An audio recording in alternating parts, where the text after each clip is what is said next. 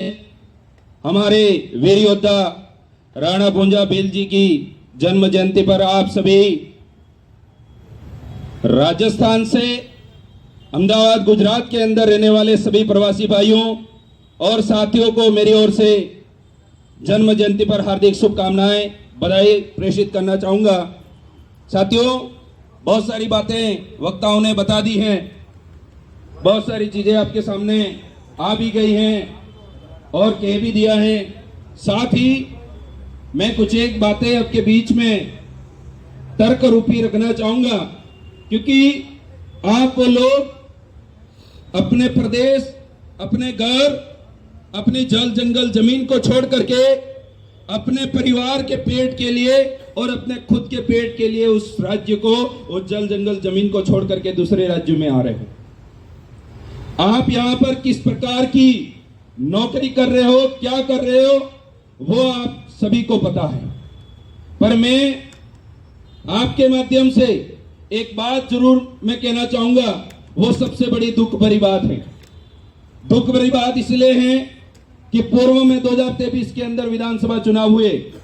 आप प्रवासी भाई हैं और प्रवासी भाइयों के अंदर अंतर कुछ इस तरीके का हुआ। 2023 का जो विधानसभा चुनाव था, हमारे इलाके के अंदर जोरों शोरों से प्रचार चल रहा था और आप भाइयों ने भी कहीं रफ्तार से और बहुत सारे लोगों ने तो अपनी जॉब छोड़ करके भी वहां प्रचार किया था।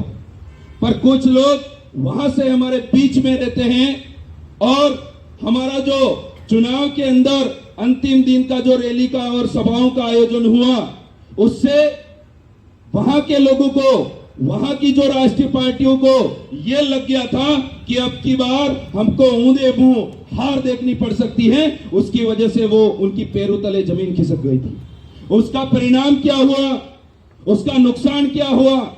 यहीं के प्रवासी भाई, राजस्थान के ही प्रवासी भाई यहां गुजरात के अंदर, महाराष्ट्र के अंदर और मुंबई के अंदर थे।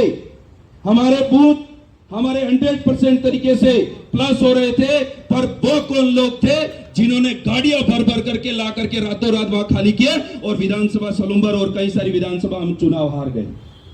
यह सबसे बड़ी दुख भरी बात है। मैं आपको यह बात क्यों कहना चाहता हूं, क्योंकि हमने प्रवासी, हम अगर राजस्थान को छोड़ करके अगर यहां काम कर रहे हैं तो हम सारे भाई, चाहे एससी हो, एसटी हो, ओबीसी हो, माइनॉरिटी, जनरल, हर एक दबे कुचले तबके का व्यक्ति हो, वो प्रवासी कहलाता है। कहलाता है कि नहीं कहलाता है?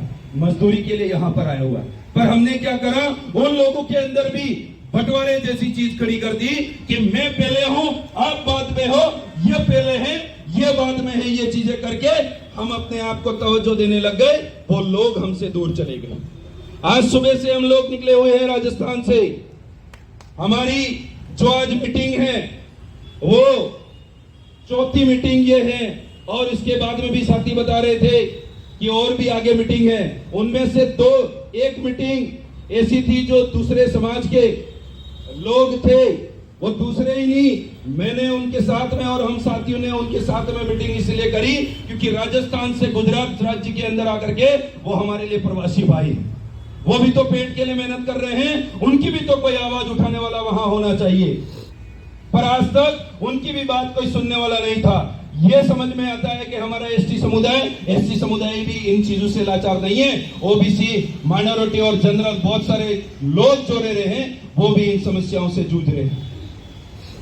क्योंकि आज वो लोग, उनके बाप दादा अगर इन राज्यों में काम करने आते थे तो उनके बेटे यहाँ पर काम करने आ रहे हैं। आज इस नई विचारधारा के साथ में जुड़ करके हम लोग इसलिए काम कर रहे हैं कि कम से कम आपकी जिंदगी अगर यहाँ निकले, पर आने वाली जो आपकी पीढ़ी है उनको यहाँ इन दूसरे राज्यों में आकर के जो नौकरी आज आप कर रहे हो वो नहीं करनी पड़े, इसलिए आपके लिए मेहनत कर रहे हैं।